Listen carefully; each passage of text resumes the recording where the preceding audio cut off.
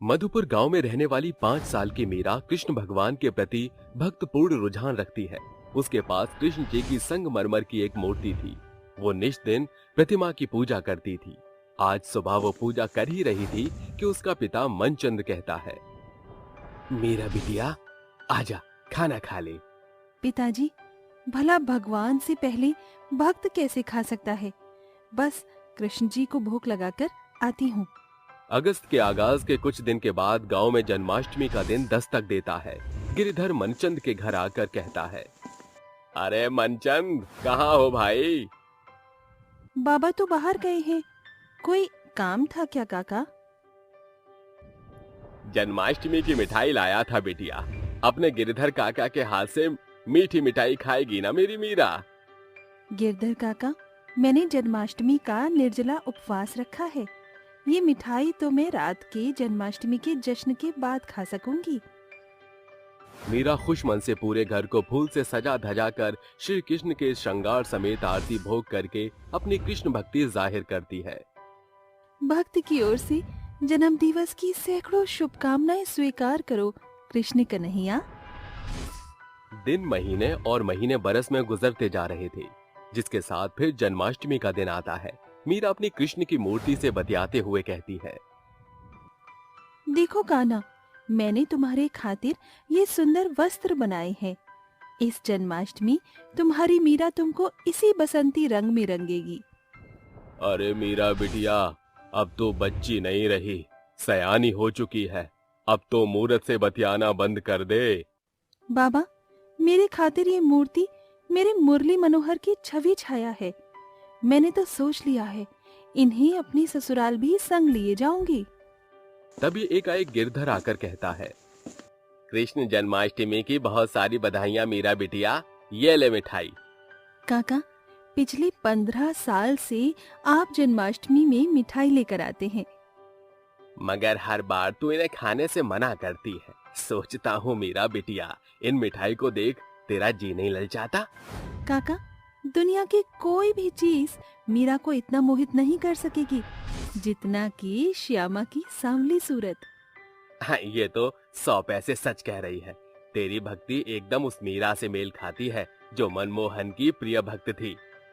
बस गिरिधर, ये मीरा के मायके में आखिरी जन्माष्टमी है। इस बरस इसके हाथ पीले हो जाएंगे।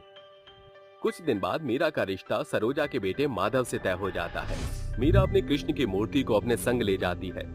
जब सरोजा मीरा का सामान टटोलती है तो वो कहती है, अरे मीरा बहू, ये मूर्ति। माँ जी, मेरी मुरलीधर की मूर्ति मुझे लौटा दीजिए। अरे बहू, मन मुटाव पर क्यों उतारू हो रही है? ये ले तेरे कशन जी।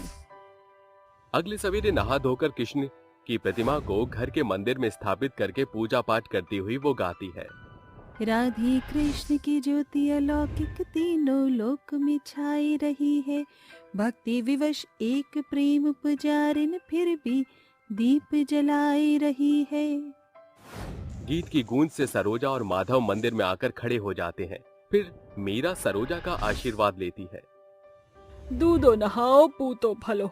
बहू, तेरे गले में तो साक्षात सरस्वती का वास है। देख बहू, 10 बज गए, पूजा खत्म हो गई, तो अब चाय पानी का बंदोबस्त करके माधव को जल्दी दफ्तर जाने दे। माँ जी, मुझे कृष्ण पाठ पढ़ना है, जरा देरी लगेगी। ये बोलकर मीरा वापस से कृष्ण की प्रतिमा के समक्ष बैठी पाठ पढ़ने लगती है। सरोजा मीरा की कृष्ण भक्ति देखकर रसोई घर में कहती है, ये मीरा बहू तो एकदम मुरली मनोहर के पीछे जोगन हुई बैठी है। ऐसा भी क्या भक्ति में लीन होना कि घर बार की जिम्मेदारी से मुंह ही मोड़ लो। ऐसे ही दिन महीने और महीने एक साल में बदल जाते हैं, जिसके साथ जन्माष्टमी का महोत्सव आता है।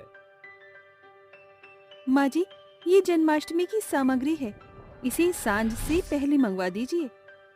इतना सब कुछ जरूरी है क्या बहू? हाँ माँ जी, ससुराल में ये मेरी पहली जन्माष्टमी है। मैं पूरे जश्न के साथ कान्हा का जन्मोत्सव मनाना चाहती हूँ। जब देखो मुरली मनोहर की माला जपते रहती है। अरे बहू बनकर आए, 1 बरस हो गया तुझे, मगर मजाल है जो एक बार भी तूने रसोई घर का रुख किया हो। ऐसी भी क्या कृष्ण भक्ति में लीन हो चुकी है जो बहू की बखूबी फर्ज से तेरा वास्ता ही नहीं। माँ जी, मैं आपकी बहू से पहले अपने मोहन की जोगन मीरा हूँ। माँ, जाने दो ना, अगर मीरा को जन्माष्टमी का जश्न करना है तो इसमें क्या हर्ज है। मीरा हंसी खुशी जन्माष्टमी की तैयारी में जुट जाती है। वो मंदिर के हर एक कोने को फूलों से सजाकर कहती है, देखो कृष्ण कन्हैया, मैंने आपकी मनभावन कंदप के फूल से मंदिर का कोना कोना सजा दिया है। मीरा देर रात जन्माष्टमी का जश्न मनाकर 12 बजते व्रत खोलते ही जा रही थी कि उसकी आंखों के आगे बेहोशी का मंजर छा जाता है। कुछ घंटों के बाद, डॉक्टर साहब, मेरी बहू मीरा ठीक तो है? हाँ, घबराने की कोई बात नहीं, आपकी बहू 3 माह गर्भवती है। तभी मीरा बेहोशी के मंजर से बाहर आती है। शुक्र है बहू, तुझे होश आ गया। जल्दी से जूस पीकर जन्माष्टमी का व्रत खोल ले। अब तुझे अपना खास ख्याल रखना होगा, क्योंकि अब तू माँ बनने वाली है। धीरे धीरे मीरा के गर्भ का बढ़ता महीना 8वां महीना पार कर जाता है। वो दिन भर कृष्ण की मूर्ति के सामने बैठी अपनी भक्ति जाहिर करती रहती थी। एक रोज, बहू, तेरे गर्भावस्था का 9वां महीना लग गया है। ऐसे में तेरा ज्यादा घड़ी बैठना भला नहीं, चलकर आराम कर। माँ जी, मैं यहाँ भली चंगी तो बैठी हूँ। मेरे मुरली मनोहर के मंदिर से महफूज जगह और दूसरी कौन सी होगी। एकाएक मीरा को प्रसव पीड़ा शुरू होती है। कुछ घंटों के बाद मीरा एक बेटी को जन्म देती है, जिसका नाम वो राधिका रखती है। गुजरते साल के साथ राधिका 5 बरस की हो जाती है। एक रात, माँ, मुझे भी ऐसे सुलाओ ना। राधिका बेटिया, मैं कान्हा जी को विश्राम करा के आती हूँ। जब देखो आप इस मुरलीधर की मूर्ति में ही व्यस्त रहती हो, मेरा जरा ख्याल नहीं रखती। एक सुबह राधिका की तबीयत बेहद बिगड़ता देख सभी घबराकर उसे लेकर अस्पताल भागते हैं, जहां डॉक्टर जांच पड़ताल करके कहते हैं, देखिए, बच्ची की हालत बेहद नासाज है। हम भरसक कोशिश कर चुके, उसने किसी गंभीर बात को जहन में बिठा लिया है। अब तो भगवान ही कुछ कर सकते हैं। देख लिया मीरा बहू, आज राधिका जिंदगी मौत के बीच जूझ रही है। खुद को कृष्ण भक्त कहती है ना, तू कह अपने कृष्ण से राधिका की जीवन रेखा को बदल कर दिखाए। मीरा हिम्मत की पाथी बांध कर कहती है, कृष्ण कहते हैं, ये वक्त भी गुजर जाएगा। कल एक बार फिर जन्माष्टमी है। कृष्ण अपनी मीरा की पुकार जरूर सुनेंगे। बहू की बड़ी कृष्ण भक्ति देख सरोजा भी कृष्ण भक्ति में उसके संग हो लेती है। वो राधिका को घर लाकर कृष्ण की प्रतिमा के सामने सुला देती है। फिर मीरा कहती है, आज भगवान और भक्त के बीच के रिश्ते की परख है। मैंने अपनी सच्ची काया से कृष्ण भक्ति की है। आज मुझे उसका प्रतिफल दो प्रभु। मीरा भजन भजते हुए कृष्ण भक्ति में डूब जाती है। एक रोज सरोजा की नजर कृष्ण जी की प्रतिमा के चारों ओर पड़ने वाले चकाचौंध प्रकाश चक्र पर पड़ती है, जिसके साथ भगवान श्री कृष्ण विशाल रूप में प्रकट होते हैं। ये देख सरोजा भौचक्की रह जाती है। साक्षात श्री कृष्ण जी। प्रभु, आप आ गए। मीरा, तुमने अपने अश्रु से मेरे पांव पखारे। आजीवन निस्वार्थ भाव से मेरी सेवा करके अपनी कृष्ण भक्ति को पूर्ण किया है। इसलिए अपने प्रिय भक्त की पुकार सुनकर मुझे तो आना ही था।